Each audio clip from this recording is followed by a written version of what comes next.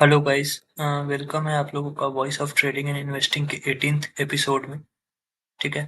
तो आज एक बार निफ्टी का एनालिसिस करेंगे कल के लिए, और आज मैंने क्या किया वो भी एक बार डिस्कस करते हैं। ठीक है, तो आ जाओ देखते हैं। उससे पहले ना आप लोगों को मैं बता दूं, मैं जो ये यहाँ पे देखो, मैं ना सारे सेक्टर के इंडेक्स का चार्ट ट्रेडिंग व्यू पे सेव करके रखता हूँ। देखो, bank, FMCG, metal, mid cap, financial, pharma, media, IT, auto, energy, PSU, reality and private bank. ठीक है, मैं स्टॉक कैसे सिलेक्ट करता हूँ?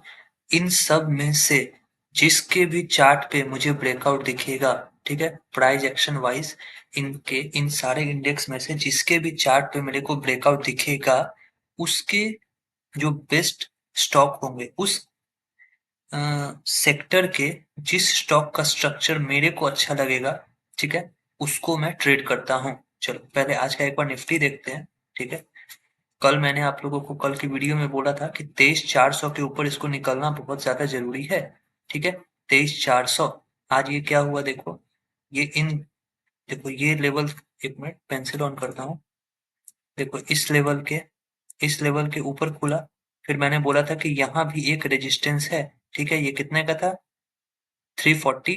और ये एक देखो यहाँ पे ये था, ठीक है, 398। तो मैंने राउंड लेवल में 400 बोला था, क्योंकि मेरे को पता था कि ये अगर मार्केट फ्लैट खुल के यहाँ से जाता तो इसको क्रॉस करता तो ये गैप फिल करता। ठीक है, तो इसने आज क्या किया, ये गैप अप खुल गया। ठीक है, मार्केट्स आज गैप अप खुल गए और एग्जैक्टली 400 रेजिस्टेंस पे खुला और सेलिंग आ गई। ठीक है, उसके बाद पूरे टाइम, आज देखो पूरे दिन मार्केट साइडवेज है। ठीक है, ये देखो, और क्या हुआ है, कल के हाई को एज अ सपोर्ट मानकर मार्केट बस वहीं पे घूम रहा है। कोई भी मूवमेंट नहीं थी, एक ये बड़ी कैंडल के बाद कोई मूवमेंट नहीं थी। ठीक है, अब अगर मैं 5 मिनट्स में यहाँ सेल करता तो यहाँ पे सपोर्ट था। ठीक है, अब बोलने के लिए आप कह सकते हो कि ये नीचे तक आया, पर ऐसे होता नहीं है। ठीक है, रिस्क टू रिवॉर्ड भी देखना पड़ता है। मेरे को पता था कि नीचे मल्टीपल सपोर्ट्स हैं और मार्केट वही कल के हाई को एज अ सपोर्ट मानकर वहीं पे साइडवेज था। तो आज एक्सपायरी थी, तो प्रीमियम का आप जान ही चुके हो, कुछ भी यहाँ पे बायर्स के फेवर में आज नहीं था। ठीक है, तो आज मैंने ट्रेड कहाँ लिया, ठीक है, वो भी मैं आपको बताऊंगा। अब कल के लिए क्या है, कल के लिए निफ्टी में अब मोमेंटम तभी आएगा इंट्राडे चार्ट्स पे। अगेन, लॉन्ग टर्म या फिर 10 दिन 15 दिन के होराइजन की बात नहीं हो रही, या फिर निफ्टी के बॉटम बनने की भी बात नहीं हो रही है। ठीक है, निफ्टी में मोमेंटम कब आएगा, अगला मोमेंटम अब तभी आएगा जब ये 23,400 के ऊपर निकलेगा। अगर ये 23,400 से 440 के रेंज को ब्रेक करता है तो फिर ये 23,500 से 560 तक जा सकता है। ठीक है, 23,500 से 560 जा सकता है।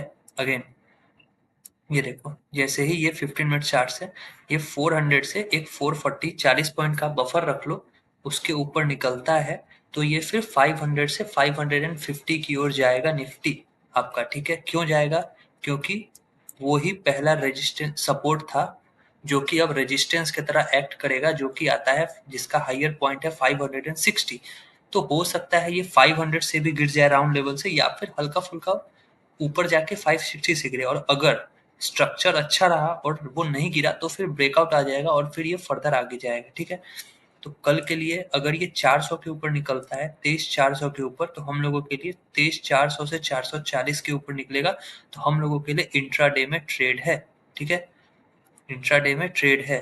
ठीक है, तो ये है निफ्टी का एनालिसिस कल के लिए। अब अगर डाउन की बात होगी तो डाउन में देखो, ये 15 मिनट चार्ट्स पे ये सपोर्ट है। ठीक है, आज जहां दिन भर निफ्टी ने सपोर्ट ले रखा था, तो अगर ये 23,272 के नीचे निकलता है तो फिर ये 23,153, ये जो सपोर्ट जोन है इसको टेस्ट करेगा मार्केट। ठीक है, अगर ये आज का लो कल खुल के और आज का लो टूटता है या फिर गैप डाउन खुल जाता है और ये नीचे की तरफ गैप डाउन होता है, तो हो सकता है ये 23,200 से लेके 166 का रेंज है उसको टेस्ट करने आ सकता है मार्केट।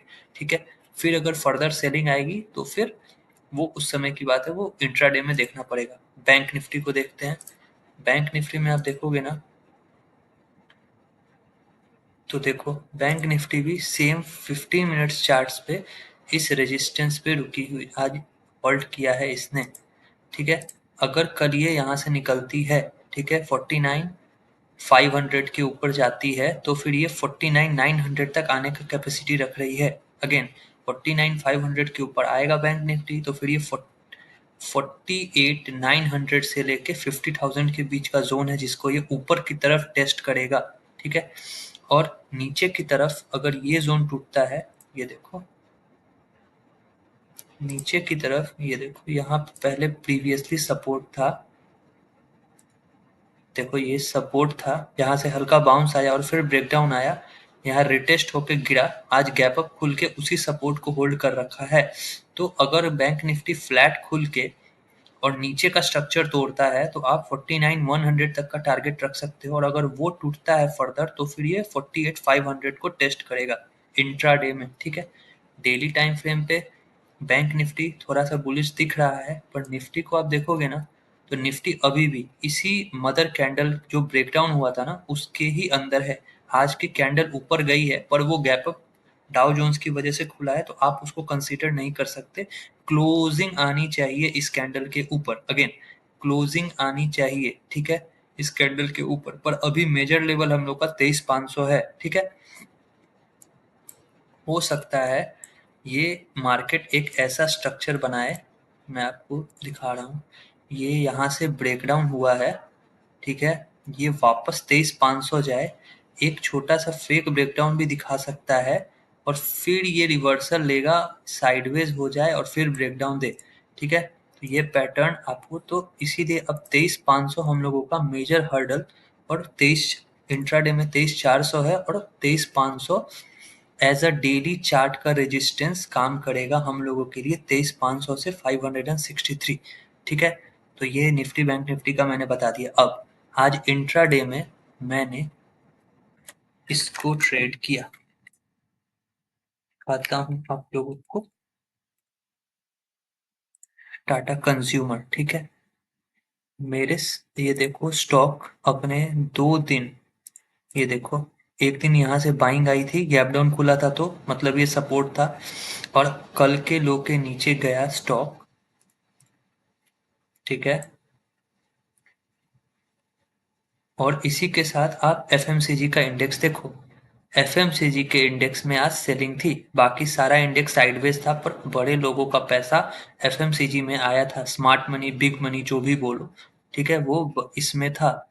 तो जैसे ही यहाँ पे ब्रेकडाउन आया एफएमसीजी इंडेक्स में, तो मैंने टाटा कंज्यूमर उसी समय मेरे रेडार पे आया, ठीक है, एलएक्सी खुल गया,